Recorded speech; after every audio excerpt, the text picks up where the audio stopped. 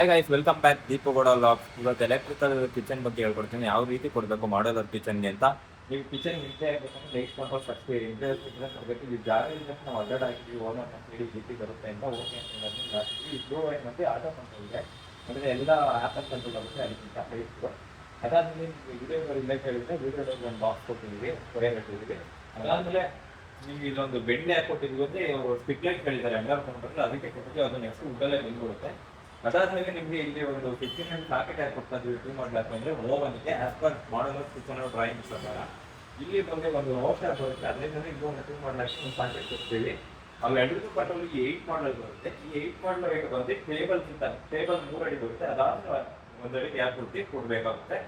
ಇದು ಬಂದು ಎರಡು ಕಟ್ಟೋರು ಪ್ಲಸ್ ಇದೊಂದು 5 M switch 15 M switch 2 socket ಬರುತ್ತೆ.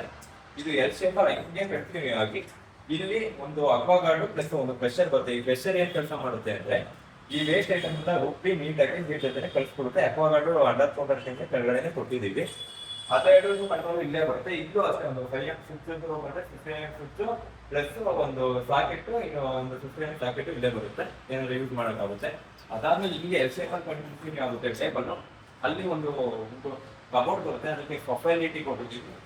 ಇಲ್ಲಿ ಮೇಲ್ಗಡೆ ಬಂದು ಚಿಮ್ನಿ ಕೊಟ್ಟಿದ್ದೀವಿ. ಚಿಮ್ನಿ ಪಾಯಿಂಟ್ ಇಲ್ಲಿ 2 ಮಾಡಲ್ ಹಾಕಿದ್ದೀವಿ, ಅದು ಹಿಂದೆ ಕವರ್ ಆಗುತ್ತೆ ಕಾಣಿಸಲ್ಲ. ಅದಕ್ಕೆ ಹಾಬಿ ಕೊಟ್ಟಿದ್ದೀವಿ.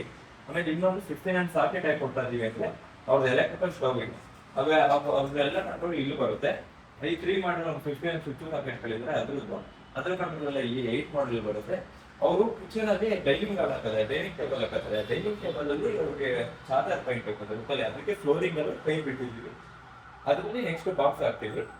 ಇಷ್ಟೇ ಗೈಸ್, ಒಂದು ಮಾಡ್ಯುಲರ್ ಕಿಚನ್ಗೆ ಈ ಥರ ಕೊಟ್ಟರೆ ಆಲ್ಮೋಸ್ಟ್ ಎಲ್ಲನೂ ಕವರ್ ಆಗುತ್ತೆ.